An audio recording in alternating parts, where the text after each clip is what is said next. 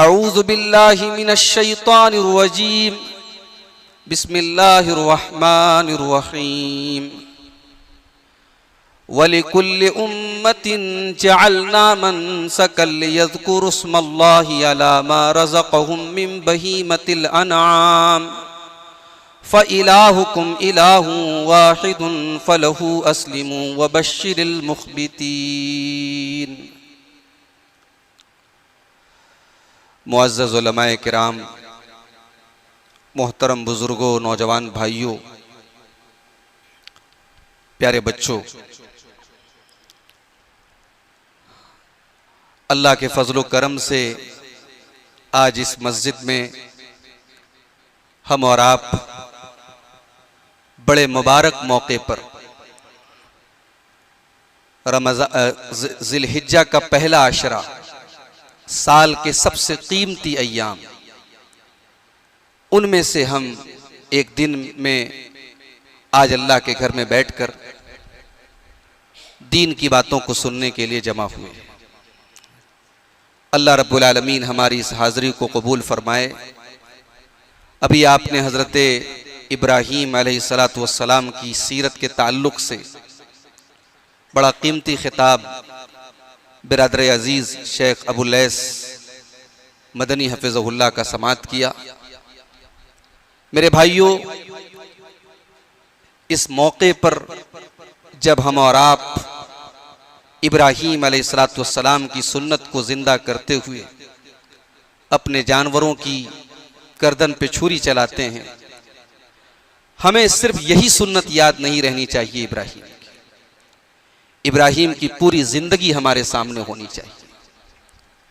इब्राहीम अलैहिस्सलाम एक बेहतरीन बाप भी थे, एक बेहतरीन बेटे भी थे, एक बेहतरीन शौहर भी थे, एक बेहतरीन इंसान भी थे, एक बेहतरीन मेहमान नवाज भी थे।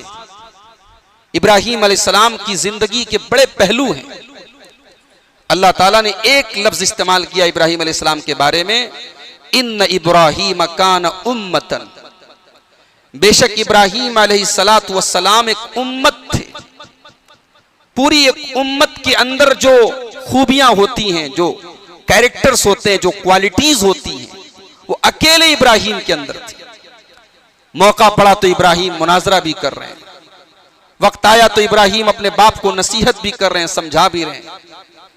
मौका आया तो इब्राहीम अलैहिस्सलाम तौहीद के लिए अपनी कौम को चैलेंज भी कर रहे हैं। वक्त पड़ा तो अपनी कौम को के बुतखाने में दाखिल होकर बुतों को तोड़ भी रहे हैं। जरूरत पड़ी तो अपनी जान अल्लाह की राह में कुर्बान करने के लिए आग में कूद भी रहे हैं।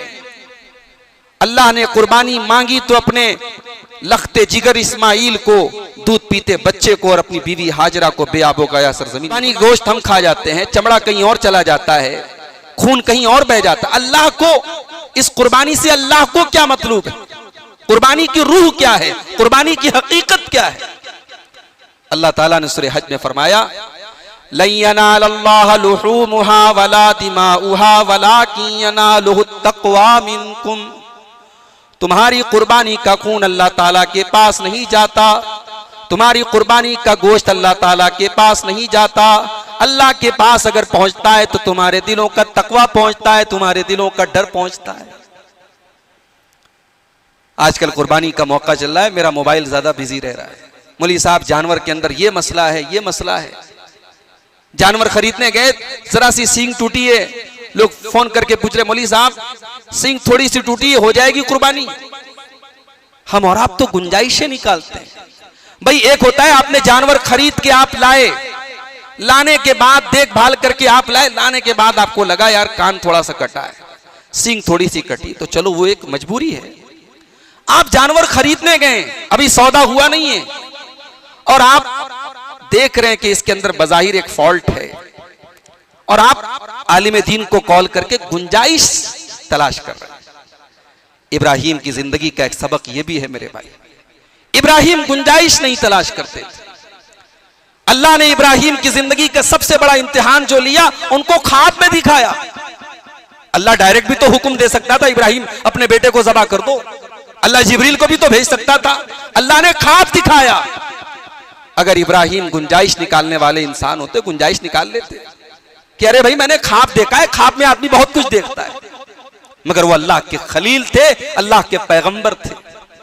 जब 3 दिन लगातार उन्होंने ख्वाब देखा, समझ गए ये कोई आम ख्वाब नहीं है, ये नॉर्मल ख्वाब नहीं है, ये अल्लाह का हुक्म है।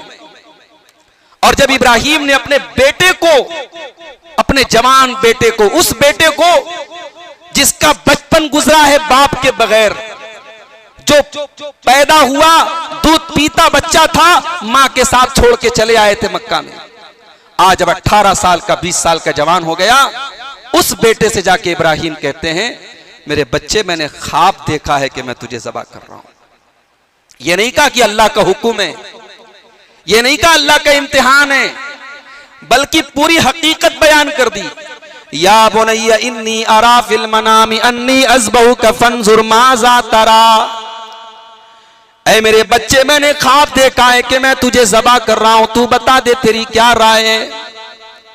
बेटा भी इब्राहिम का बेटा था, इब्राहिम ने अल्लाह से बेटा नहीं मांगा था, जब भी दुआ की थी कहा था रब्बि हबली मिनस सालिहीन, परवरदिगार मुझे नेक बेटा अता फरमाना। हम और आप जब बेटा मांगते हैं, औलाद मांगते हैं, क्या दुआ करते हैं? नबियों ने नेक बेटा मांगा था, इब्राहिम ने नेक बेटा मांगा था, अल्लाह ने बेटा भी दिया तो इस्माइल के जैसा बेटा दिया। बेटे ने एक बार यह शिकवा नहीं किया अब्बा आप तो मेरे पास कभी थे नहीं, बचपन तो आपके बगैर गुजरा, बाप के रहते हुए यतीमी की जिंदगी मैंने गुजारी, और आज जवान हो गया तो आप मुझे ज़बह करने की बात कर रहे हैं। बेटे ने ये सब कुछ नहीं कहा। बेटे ने क्या कहा? अल्लाह ने बेटे के जुमले नकल किए हैं कुरान के अंदर। क़ाला या अबति फ़अल मा तुअमरु सतजिदुनी इंशाअल्लाहु मिनस साबिरीन। ऐ अब्बा जान, ऐ अब्बा जान, आपको जो हुक्म मिला है आप कर डालिए, अगर अल्लाह ने चाहा तो आपका बेटा सब्र करने वालों में से होगा। ये इस्माइल का जवाब ये बता रहा है कि इस्माइल की परवरिश कैसी हुई, इस्माइल की तरबियत कैसे हुई। लोग कहते हैं बगैर बाप के बच्चे बिगड़ जाते हैं, कोई हाजरा के जैसी मां तो हो। हाजरा के जैसी माएं नहीं है मेरे भाई, इस्माइल को पाला है हाजरा ने। इसीलिए अल्लामा इकबाल कहते हैं ये फैजाने नजर था या के मकतब की करामत थी, सिखाए किसने इस्माइल को आदाब फर्जंदी।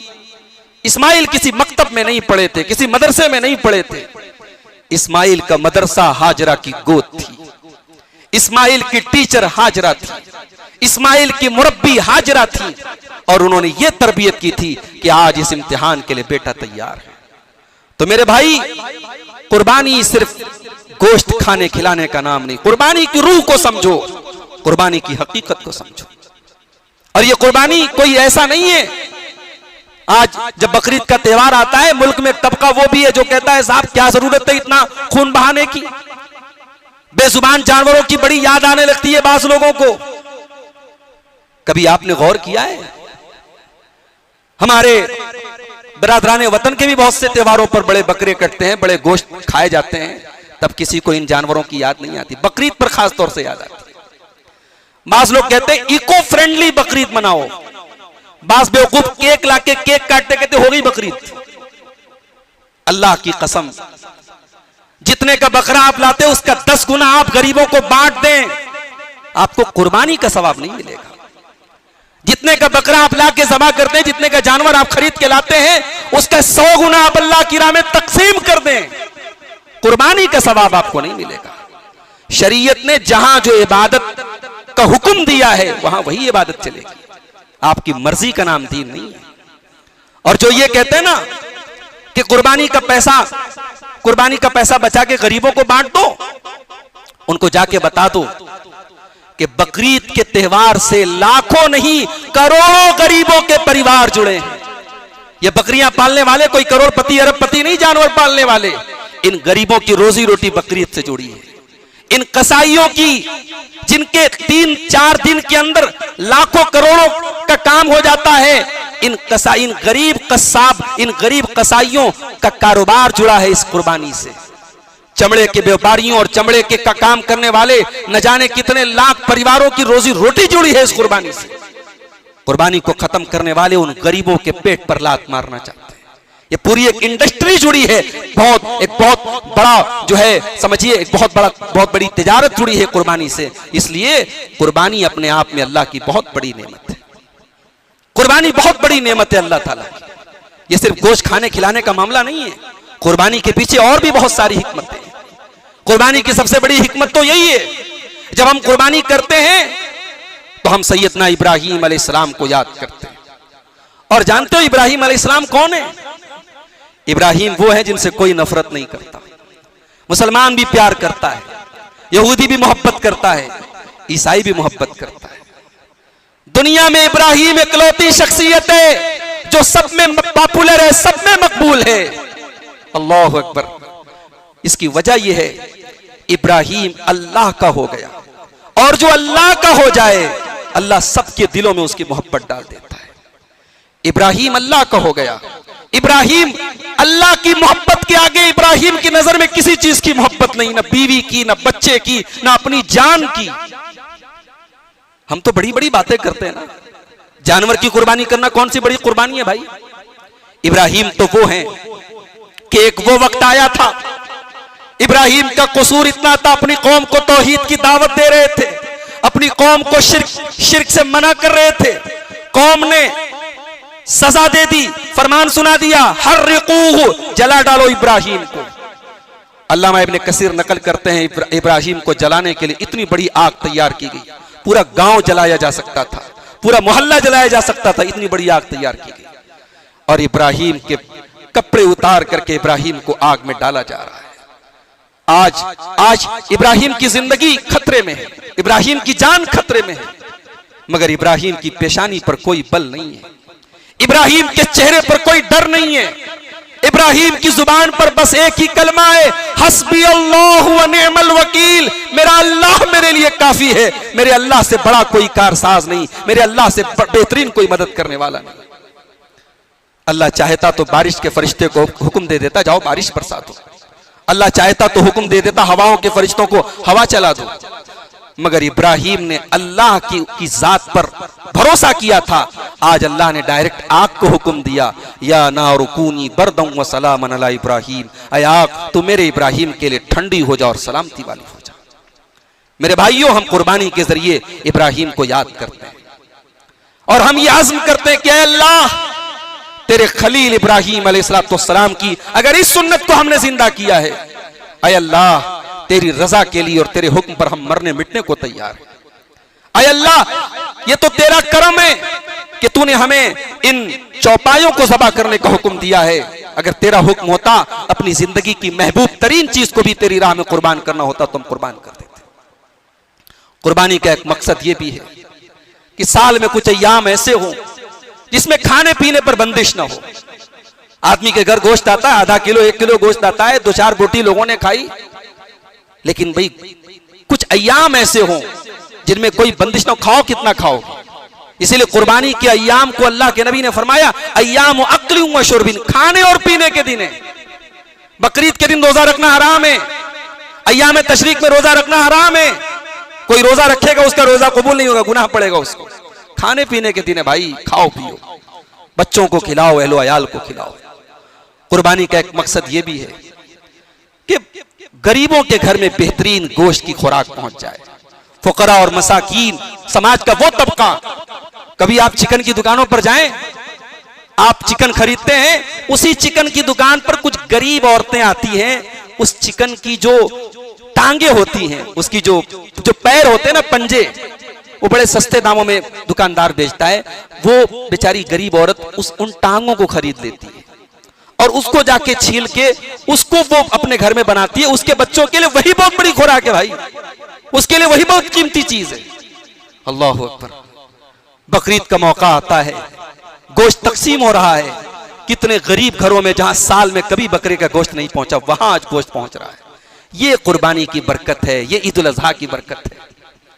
इसी तरीके से मेरे भाइयों, कुर्बानी का एक मकसद ये भी है, इसकी एक हिकमत ये भी है, हम जब कुर्बानी करते हैं हलाल, और उन जानवरों की, जिन जानवरों की अल्लाह ने कुर्बानी करने का हुक्म दिया है, तो हम ये जाहिर करते हैं कि ये जानवर अल्लाह ने हमारे लिए बनाए हैं, हम इन जानवरों को ज़बह करके अल्लाह का नाम लेकर के इस नेमत पर अल्लाह का शुक्र अदा करते हैं कि अल्लाह हम तेरे हुक्म पर साग सब्जी भी खाते हैं और हम तेरे हुक्म पर इन हलाल जानवरों को भी खाते हैं।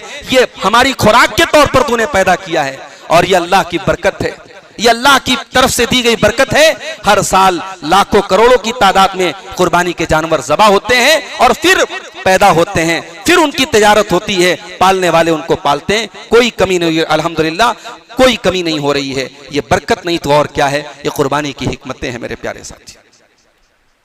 अब एक सवाल ये पैदा होता है कि कुर्बानी ये क्या है, फर्ज है, वाजिब है, जरूरी है या ना करे तो भी चलेगा, क्या मसला है इसका? तो बाज़ उलमा ये कहते हैं भाई कुर्बानी वाजिब है, जरूरी है, कंपलसरी है, कुर्बानी की ताकत है तो करना ही करना है, बच नहीं सकते। उनकी दलील एक हदीस है, इब्न माजा की हदीस है, सही हदीस। अल्लाह के नबी ने फरमाया मन कान लहू सातुन वलम युदही फला यक़रबन्न मुसल्लाना, जिसके पास ताकत हो और कुर्बानी न करे हमारी ईदगाह के करीब ना आए। ये रिवायत बड़ी मजबूत दलील है उन उलमा की जो कहते हैं कि कुर्बानी वाजिब है। लेकिन उलमा की एक जमात कहती है कि कुर्बानी वाजिब नहीं है, कुर्बानी सुन्नत मुअक्कदा है, सुन्नत है लेकिन बहुत ताकीद है इसकी। उनकी दलील क्या है? उनकी दलील सही मुस्लिम की ये हदीस है, अल्लाह के प्यारे नबी सल्लल्लाहु अलैहि वसल्लम फरमाया इज़ा राअयतुम हिलाल ज़िलहिज्जा, जब तुम में से कोई ज़िलहिज्जा का चांद देखे, व अरादा अन युज़हिया, और वो कुर्बानी करने का इरादा करे, फलयुमसिक अन ज़ुफ्रिही व शारिही, तो अपने बाल और नाखून न काटे।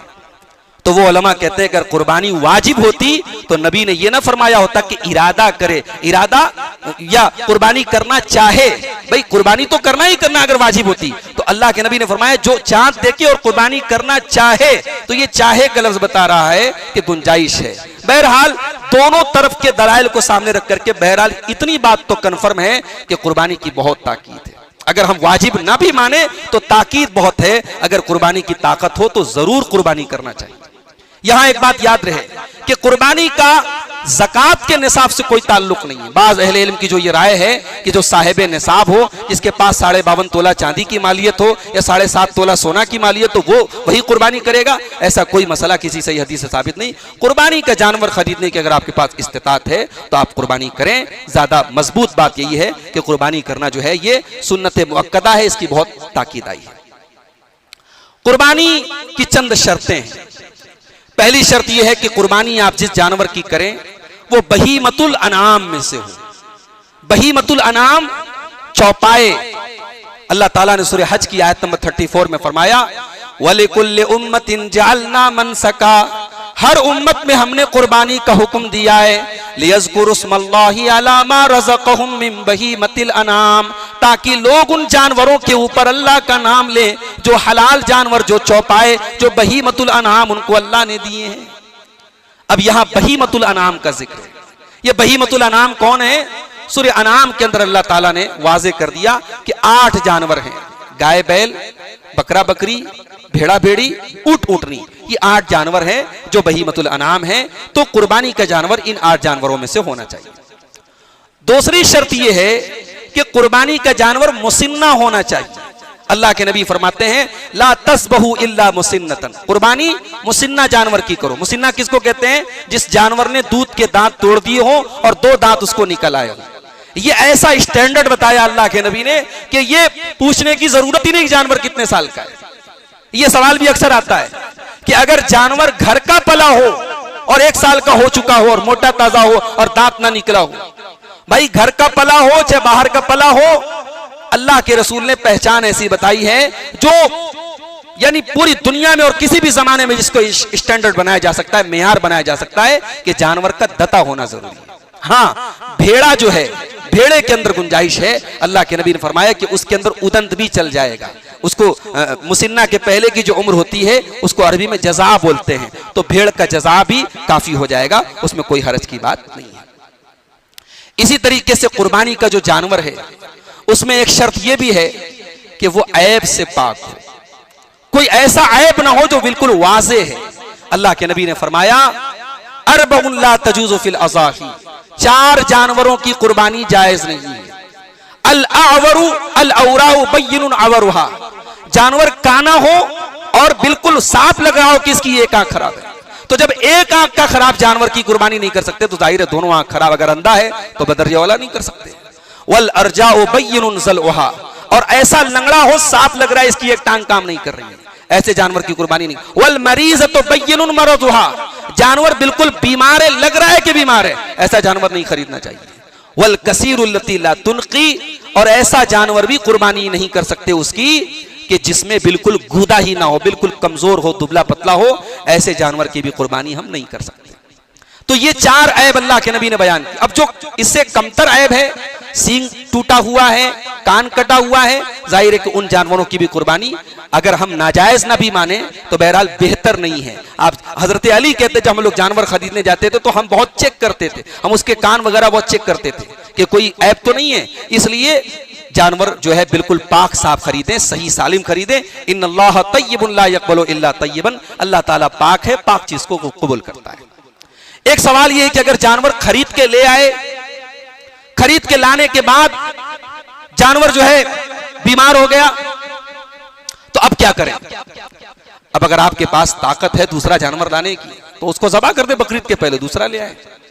अगर कभी कभी ऐसा होता है जानवर जो है मर गया या कोई एक्सीडेंट का शिकार हो गया, तो उसमें उलमा कहते हैं कि अगर वो एक्सीडेंट आपकी अपनी गलती और कोताही से हुआ है तब तो दूसरा जानवर लाना पड़ेगा, और कोई नेचुरल, कोई कुदरती, कोई तबई आफत आ गई तो कोई हरज नहीं है, आप कुर्बानी नहीं करेंगे तो भी चलेगा, क्योंकि आप कुर्बानी के मकसद से लाए थे और कोई नेचुरल और तबई मुसीबत में पड़ करके वो जानवर जो है बेचारा मर गया, उसमें आपका कोई कसूर नहीं।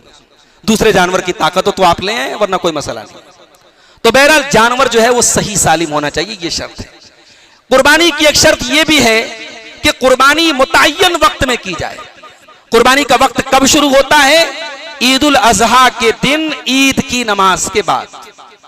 ईद की नमाज के पहले आप कुर्बानी नहीं कर सकते। अल्लाह के नबी सल्लल्लाहु अलैहि वसल्लम फरमाते हैं, सही बुखारी और सही मुस्लिम की रिवायत है, इन्ना अव्वल मा नब्दउ बिही फी यौमिना, आज के दिन पहला काम हम क्या करेंगे? अन नुसल्लिया, हम नमाज पढ़ेंगे, सुम्मा नरजिया, फिर हम लौटेंगे, फननहरा, और कुर्बानी करेंगे, फमन फालहू, और जो ऐसा करेगा, फकद असाब सुन्नतना, वो हमारे तरीके को फॉलो कर रहा है, वमन ज़बह क़ब्लु, और जिसने पहले कुर्बानी कर ली तो उसको गोश्त मिला, वलैसा लहू फिन नुसुकी शै, उसको कुर्बानी का कोई सवाब नहीं मिलेगा। हजरत बरा इब्ने आजिब कहते हैं कि मेरे मामू थे हजरत अबू बुरदा इब्ने नियार, उन्होंने नमाज के पहले कुर्बानी कर ली। अल्लाह के नबी की नजर पड़ गई, आपने फरमाया तिल का शातुल लहम, कि ये तो कुर्बानी नहीं हुई, ये तो गोश्त की बकरी है, गोश्त मिलेगा तुमको, कुर्बानी नहीं मिलेगी। उन्होंने कहा, अल्लाह के रसूल, मेरे पास एक बकरी है, लेकिन वो बकरी जजा है, मुसिन्ना नहीं, दता नहीं है, दता की उम्र के पहले वाली उम्र में है, यानी उदंत है, तो क्या मैं उस बकरी की कुर्बानी कर सकता हूं? अल्लाह के नबी ने कहा, तुम कर लो, लेकिन आज के बाद किसी और के लिए जायज नहीं। उसके बाद अल्लाह के नबी ने फरमाया, मन ज़बह क़ब्ल अस्सलाती फ़क़द ज़बह लिनफ़्सिही, जिसने ईद उल अज़हा की नमाज के पहले कुर्बानी की उसने अपने लिए कुर्बानी की। वमन ज़बह बाद अस्सलाती, और जिसने ईद उल अज़हा के बाद कुर्बानी की, फ़क़द असाब सुन्नतल मुस्लिमीन, तो उसने मुसलमानों के तरीके को पा लिया, और वक़द तम्म नुसुकहु, उसकी कुर्बानी हो गई। तो कुर्बानी का आगाज होता है ईद उल अज़हा की नमाज के बाद, पहले करेंगे नहीं होगी। कब तक कर सकते हैं? अल्लाह के नबी की सही हदीस है, कुल्लु अय्याम तशरीक ज़बून, तमाम के तमाम अय्याम तशरीक कुर्बानी के दिन है। अय्याम तशरीक कौन है? 11, 12, 13 ज़िलहिज्जा। 11, 12, 13 ज़िलहिज्जा, इनको अय्याम तशरीक कहा जाता है। तशरीक का मतलब धूप में सुखाना, धूप में रोशन करना, गोश्त को सुखाते थे वो धूप में अरब में, तो इसको तशरीक कहा जाता है। और मिना में जो कंकरी मारी जाती है, सारी उम्मत का इत्तेफाक है कि वो भी 11, 12, 13 तीनों दिन कर सकते हैं। 10, 11, 12 यानी 10 को ले ले तो चारों दिन कर सकते हैं। तो अल्लाह के नबी ने फरमाया कि अय्याम तशरीक ये सब कुर्बानी के दिन है, और ये रिवायत सही है। हमारे उस्ताद मोहतरम अल्लामा रईस अहमद नदवी की बड़ी तफसीली किताब है, अगर किसी को मौका है किताब पढ़ ले, अगर कम मौका है, टाइम कम है, तो मौलाना किफ़ायतुल्लाह सनाबली साहब की किताब है 40-50 पेज की, 4 दिन की कुर्बानी की मशरूइयत। उन्होंने भी इस रिवायत की तमाम सनदों पर जो है कलाम करके साबित कर दिया है कि रिवायत बिल्कुल सही है, लिहाजा 4 दिन कुर्बानी ये अल्लाह के रसूल की सही हदीस से साबित है। तो कुर्बानी की एक शर्त यह है कि आप वक्त मुकर्ररा पर कुर्बानी करें। अच्छा, ज़बह करने वाला मुसलमान होना चाहिए, आकिल होना चाहिए, पागल या नाबालिग बच्चे से कुर्बानी न कराएं, आकिल हो वो। यानी अगर बच्चा मान लो 7-8 साल का बच्चा है, समझदार है, तो कुर्बानी कर सकता है, मगर बिल्कुल छोटा बच्चा जिसको होशो हवास नहीं है, ना समझ बच्चा है, ऐसे बच्चे से कुर्बानी नहीं करवाना चाहिए। तो आकिल हो और मुसलमान हो कुर्बानी करने वाला। और कुर्बानी जिस जानवर, जिस हथियार से की जाए, जिस औजार से की जाए, वो धारदार होना चाहिए। अल्लाह के नबी ने फरमाया, मा अनहरत दम व ज़ुकिर रस्मुल्लाह फकुल, जिस चीज से खून बह जाए और अल्लाह का नाम ले लिया जाए उसको खा सकते हो। उसके बाद अल्लाह के नबी ने फरमाया कि दांत और नाखून के जरिए ज़बह मत करो। बाज़ जानवरों के दांत और बाज़ जानवरों के नाखून भी नोकीले होते हैं, धारदार होते हैं, मगर अल्लाह के नबी ने फरमाया किसी जानवर के दांत से या किसी जानवर के नाखून से कुर्बानी नहीं कर सकते, ज़बह नहीं कर सकते। क्यों? इसलिए कि जो दांत है, अल्लाह के नबी ने फरमाया कि वो हड्डी के हुक्म में है, जब वो खुद हड्डी है तो उसे ज़बह नहीं कर सकते। और जो नाखून है, आपने फरमाया ये हबशियों की छुरी है, मुसलमानों की छुरी नहीं है, लिहाजा पत्थर की छुरी हो या लोहे की छुरी हो, कोई धारदार चीज हो, उससे आप ज़बह कर सकते हैं। अच्छा, ज़बह जब करेंगे तो उसमें 4 रगें होती हैं, 2 मोटी रगें होती हैं और एक खाने की और एक सांस की जो है छोटी नालियां होती हैं। तो ये 4 रगों में से कम 3 कटनी चाहिए। फौरन ज़बह करने के फौरन बाद जो है पूरी गर्दन को अलग कर देना ये सही नहीं है। वो 4 रगों को काटने के बाद थोड़ी देर तक छोड़ दिया जाए ताकि जो फासिद खून है वो बाहर बह जाए। बाज लोगों को ये लगता है कि भाई ये जो ज़बह का इस्लामी तरीका है ये बड़ा जालिमाना तरीका है, ये मेडिकली प्रूफ्ड है, ये साइंटिफिकली प्रूफ्ड है कि ये तरीका सबसे बेहतर तरीका है, जिसमें जानवर को सबसे कम तकलीफ होती है। और जो झटके वाला तरीका है ना, जो पीछे से मारते हैं, उसमें ज्यादा तकलीफ होती है जानवर को। तो जो इस्लामी ज़बह का तरीका है कि 4 जो रगे हैं उनको काटा जाए, ये बिल्कुल साइंटिफिकली प्रूफ तरीका है और इससे जिस्म का जो फासिद खून होता है वो बाहर निकल जाता है और गोश्त बिल्कुल बेहतरीन क्वालिटी का होता है और जानवर को सबसे कम तकलीफ पहुंचती है। और ज़बह करते वक्त अल्लाह का नाम लेना जरूरी है, बिस्मिल्लाह पढ़ना जरूरी है। गैरुल्लाह का नाम लेना हराम है, अल्लाह का नाम लेना जरूरी है। अगर अल्लाह के अलावा किसी और के नाम से ज़बह किया जाए, वला ताकुलू मिम्मा लम युज़कर इस्मुल्लाहि अलैहि, जिस चीज के ऊपर अल्लाह के अलावा किसी और का नाम लिया जाए उसको नहीं खा सकते। ज़बह के वक्त दुआ क्या पढ़ेंगे, ये बड़ा मसला है। बाज लोग किताब ले लेके दुआ जो है दुआ ही पर उनका ध्यान अटका रहता है। भाई बिस्मिल्लाह अल्लाहु अकबर या बिस्मिल्लाह वल्लाहु अकबर पढ़ लो, काफी है। बिस्मिल्लाह अल्लाहु अकबर पढ़ के भी कुर्बानी कर दी, आपकी कुर्बानी हो गई। अब बाकी उसके आगे जितनी दुआएं मुस्तहब हैं, बेहतर हैं, पढ़ लो तो अच्छी बात है, नहीं पढ़ोगे तो कुर्बानी में आपको कोई फर्क नहीं पड़ेगा। सबसे छोटी दुआ जो अल्लाह के नबी से साबित है, आप बिस्मिल्लाह अल्लाहु अकबर पढ़ लीजिए और अल्लाहुम्मा तक़ब्बल मिन्नी व मिन अहले बैती, ऐ अल्लाह मेरी तरफ से और मेरे घर वालों की तरफ से इस कुर्बानी को कबूल फरमा ले। आप ये पढ़ सकते हैं। और वो जो दुआ है, इन्नी वज्जहतु वजहिया लिल्लज़ी फ़तरस समावाति वल अर्द हनीफ़न वमा अना मिनल मुशरिकीन इन्न सलाती व नुसुकी व महयाया व ममाती लिल्लाहि रब्बिल आलमीन ला शरीक लहू व बिज़ालिका उमिरतु अना मिनल मुस्लिमीन, ये दुआ भी साबित है। ये मुस्नद अहमद की दुआ है, अल्लामा अलबानी ने इसको सही करार दिया। ये भी पढ़ सकते हैं, अगर ये याद है पढ़ लें आप। तो बिस्मिल्लाह अल्लाहु अकबर पढ़ के ज़बह कर दें तो भी चलेगा। अल्लाहुम्मा तक़ब्बल मिन्नी व मिन अहले बैती साथ में बढ़ा ले तो भी चलेगा।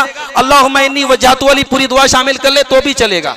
या ये भी पढ़ सकते हैं, अल्लाहुम्मा हाज़ा मिनका वलका अन्नी व अन अहले बैती, ऐ अल्लाह ये कुर्बानी तेरी तरफ से है, तेरे लिए है, इसको मेरी तरफ से और मेरे परिवार की तरफ से कबूल फरमा ले। ये दुआ पढ़, ये बिल्कुल आसान है। अच्छा, ये तो ज़बह का तरीका हो गया जो कंपलसरी है, जरूरी है। आदाब की अगर बात करें तो ज़बह करने के टाइम जानवर को बाएं करवट पे लेटाना यह सुन्नत है। जानवर को बाएं करवट पे लेटाइए और जानवर का जो रुख है वो किबला की तरफ कर लीजिए और छुरी को पहले से तेज कर लीजिए। छुरी को पहले से तेज कर लीजिए और जानवर के सामने छुरी मत तेज कीजिए।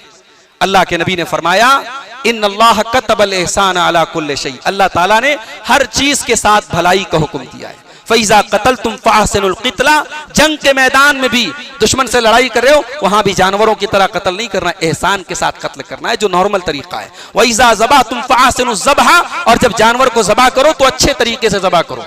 वल युहिद्द शुफ़रतहु, अपनी छुरी को तेज कर लो। वल युरे ज़बीहतहु, और अपने ज़बिया को आराम पहुंचाओ। सुनन बैहकी की सही रिवायत है, अल्लाह के नबी ने एक आदमी को देखा कि जानवर के ऊपर हाथ पैर रख करके छुरी तेज कर रहा है और जानवर जो है छुरी की तरफ देख रहा है। अल्लाह के नबी ने फरमाया अफला क़ब्ल हाज़ा, ये काम पहले तुमने क्यों नहीं कर लिया? अतुरीदु अन तुमीतहा मौततैन, क्या तुम इस जानवर को 2 बार मारना चाहते हो? तो ये तरीका गलत है, आप पहले से छुरी को तेज कर लें। इसी तरीके से कुर्बानी आपने कर ली। अब कुर्बानी के गोश्त को क्या करें हम? बास लोग कहते हैं भाई 3 हिस्सा कर लें, एक हिस्सा खुद खाएं, एक हिस्सा रिश्तेदारों को दें, एक हिस्सा गरीबों को दें। ये कोई जरूरी काम नहीं है। अल्लाह ताला ने कुरान में फरमाया फकुलू मिनहा व अतइमुल बाइसल फकीर, कुर्बानी का गोश्त खुद खाओ, गरीबों को खिलाओ। अल्लाह के रसूल सल्लल्लाहु अलैहि वसल्लम फरमाया कुलू व अतइमु वद्दखिरू, खाओ खिलाओ स्टोर करो, कोई पाबंदी नहीं है, कोई पाबंदी नहीं। 3 हिस्सा करना जरूरी नहीं, आप अपनी सहूलत के हिसाब से आप, हाँ ये मुनासिब नहीं है कि आप सब खुद खा लें, ये मुनासिब नहीं कि आप मोहल्ले के गरीबों को और जरूरतमंदों को ना दें, खास तौर से जिनकी यहाँ कुर्बानी न हुई हो। हमारे यहाँ कुर्बानी में भी अदला बदला होता है, फला के यहाँ से रान आई तो वहां रान जाएगी, दामाद के यहाँ से रान आई तो दामाद के यहाँ जाएगी, बिटिया के यहाँ से आई तो बिटिया। भाई ये लेन देन बंद करो, जिनके घरों में कुर्बानी नहीं हुई है वहां गोश्त भेजने की कोशिश करो और खाओ खिलाओ और सदका करो, ये अल्लाह के नबी का हुक्म है। अब एक सवाल बड़ा मारिकतुल आरा मसला बना हुआ है इस वक्त, बहुत बड़ी लेदे हो रही, साहब भैंस की कुर्बानी का क्या मसला है? देखिए, जो उलमा भैंस की कुर्बानी के कायल हैं उनकी 2 दलीलें हैं। पहली दलील ये कि भाई अरबी जुबान में, अरबी डिक्शनरी में, अरबी लुगत में भैंस को ये कहा गया कि नौउम मिनल बकर, वो गाय की ही एक किस्म है, इसलिए भैंस की कुर्बानी कर सकते हैं।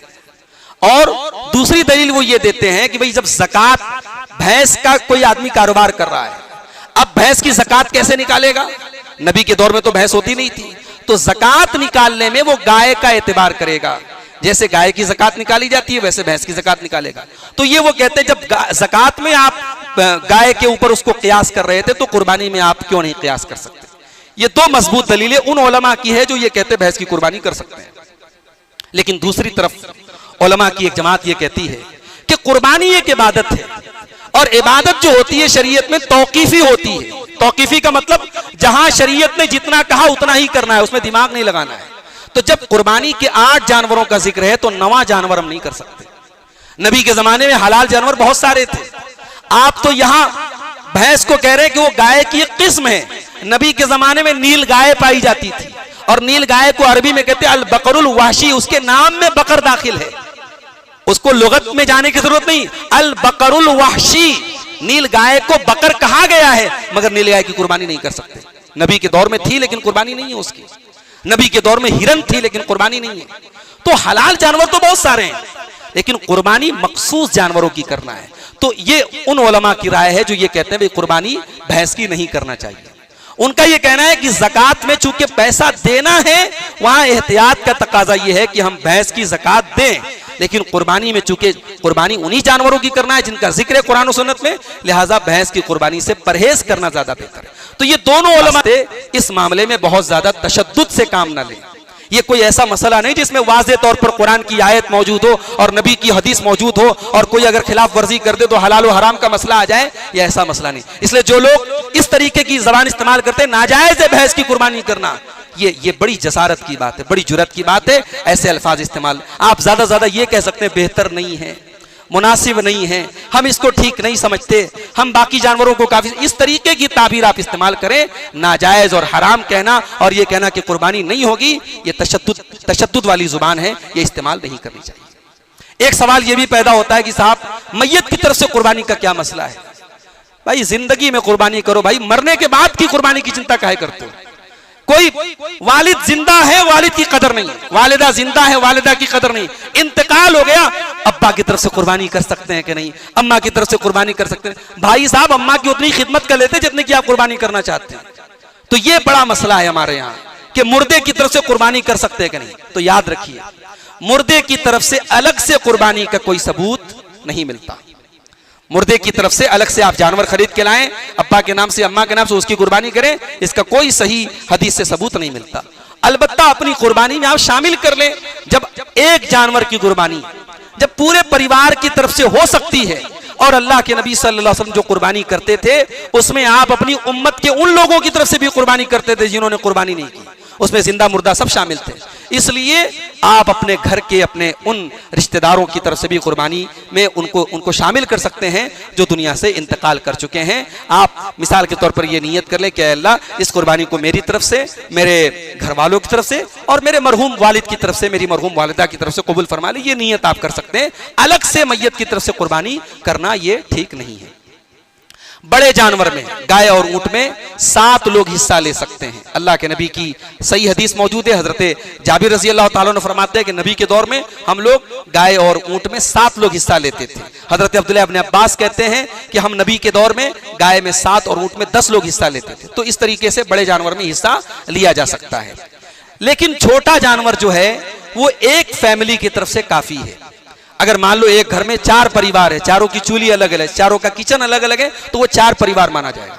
लेकिन अगर 70 लोगों का परिवार है लेकिन एक साथ रहता है तो वो एक फैमिली माना जाएगा। और अगर वो चाहें तो एक जानवर की कुर्बानी वो कर सकते हैं, काफी है। हजरत अबू अय्यूब अंसारी से पूछा गया कि नबी अकरम के दौर में कुर्बानी कैसी होती थी, तो उन्होंने फरमाया कान रजुल फी अहदिन नबी सल्लल्लाहु अलैहि वसल्लम युज़ही बिश्शाति अन्हु व अन अहले बैतिही। अल्लाह के नबी सल्लल्लाहु अलैहि वसल्लम के दौर में एक आदमी एक बकरी की कुर्बानी अपनी तरफ से और अपने घर वालों की तरफ से कर लेता था। फयाकुलून व युतइमून, खुद भी खाते थे, दूसरों को भी खिलाते थे। तो ये बिल्कुल वाज़ेह दलील है कि एक जानवर की कुर्बानी तमाम घर वालों की तरफ से काफी हो जाएगी। इसी तरीके से एक बात यह भी याद रखें कि कुर्बानी के गोश्त में से आप कस्साब को उजरत नहीं दे सकते। हजरत अली कहते हैं कि अल्लाह के नबी ने मुझे मना किया कि मैं कसाई को उजरत के तौर पर गोश्त में से कुछ न दूं। आप तोहफे के तौर पर उसे गोश्त देते अलग बात है, लेकिन उसकी उजरत आप गोश्त में से नहीं दे सकते। इसी तरीके से कुर्बानी की खाल से फायदा नहीं उठा सकते, ना तो उसकी कीमत से फायदा उठा सकते हैं ना उसकी खाल को इस्तेमाल कर सकते। उसे सदका कर देना है, या तो खाल ही सदका कर दीजिए या खाल बेच करके उसकी कीमत सदका कर दीजिए। कुर्बानी की खाल का अपनी जात पर आप इस्तेमाल नहीं करेंगे। कुर्बानी का जानवर अगर खस्सी है तो उसमें कोई ऐब नहीं है। खस्सी जानवर की कुर्बानी अल्लाह के नबी से साबित है, बल्कि बेहतर होता है और तजर्बा और मुशाहदा भी बताता है कि खस्सी जानवर का गोश्त है वो ज्यादा उम्दा और लजीज होता है, इसलिए उसमें कोई हरज की बात नहीं है। अल्लाह के प्यारे नबी सल्लल्लाहु अलैहि वसल्लम जब मदीना आए तो मदीना आने के बाद आप हर साल कुर्बानी करते थे, इसलिए कुर्बानी करना चाहिए। कुर्बानी की फजीलत में कोई सही हदीस नहीं है, ये भी बड़ी अजीब बात है। कुर्बानी की फजीलत में अलग से कोई सही हदीस मौजूद नहीं है, मगर कुरान में अल्लाह ने कुर्बानी का हुक्म दिया और नबी हर साल कुर्बानी करते थे। इतना काफी है कुर्बानी की फजीलत के लिए। हमें और आपको भी कुर्बानी करना चाहिए। और जब आप कुर्बानी करें तो अपने गरीब रिश्तेदारों को, खास तौर से जो आपके रिश्तेदारों में, आपके खानदान में जो जरूरतमंद हो, उनका हक आपके ऊपर ज्यादा है। अल्लाह के नबी ने फरमाया कि अपने रिश्तेदार पर जब आप सदका करेंगे आपको डबल सवाब मिलेगा। एक सदका का सवाब मिलेगा, एक सिला रहमी का सवाब मिलेगा। हमारे यहाँ कुर्बानी को एक शो ऑफ की चीज भी बना दिया गया। इंसान के पास ताकत हो चाहे ना हो, अगर वो हर साल 5 बकरा लाता था तो वो लाएगा कहीं से इंतजाम करके। शो ऑफ मत कीजिए, कुर्बानी को नुमाइश का जरिया मत बनाइए मेरे भाई। बास जगहों पर देखा कि साहब 786 लिखा है बकरे के ऊपर और उसकी कीमत लाखों में पहुंच गई, अल्लाह लिखा है। ये सब बड़ी आसान टेक्निक है।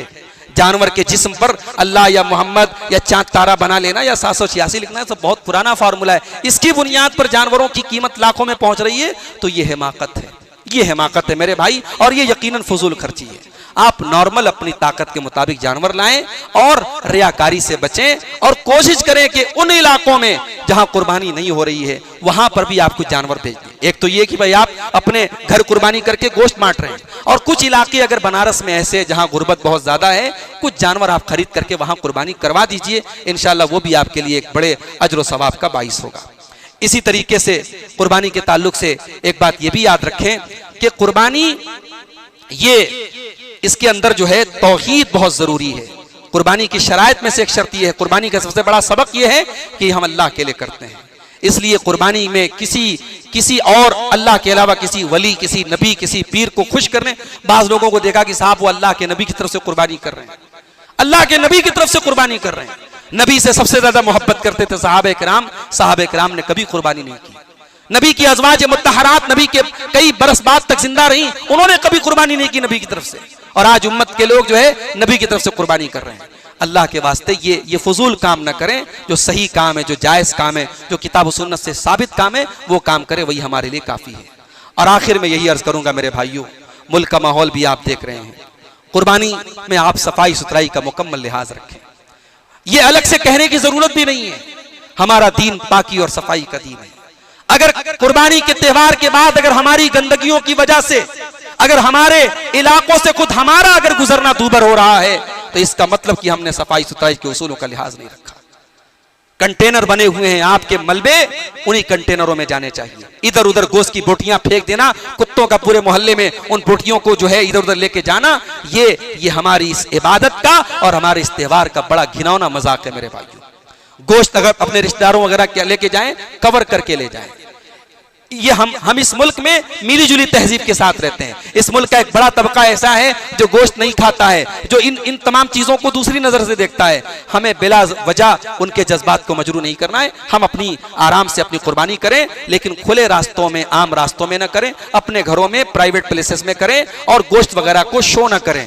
बाज लोग कुर्बानी के वीडियो बनाते हैं, सोशल मीडिया पे डालते हैं, ये भी फिलहाल हालात के मुताबिक बिल्कुल ये नादानी की हरकत है। इन तमाम हरकतों से बचें। अल्लाह से दुआ कीजिए रब्बुल आलमीन हमारी कुर्बानियों को कबूल फरमाए, हमें इखलास के साथ कुर्बानी करने की तौफीक अता फरमाए। एक बड़ा जरूरी मसला बयान करना रह गया कि जिसको कुर्बानी करना हो उसके लिए लाजिम और जरूरी है कि वो चांद देखने से लेकर के कुर्बानी करने तक अपने बाल और नाखून न काटे।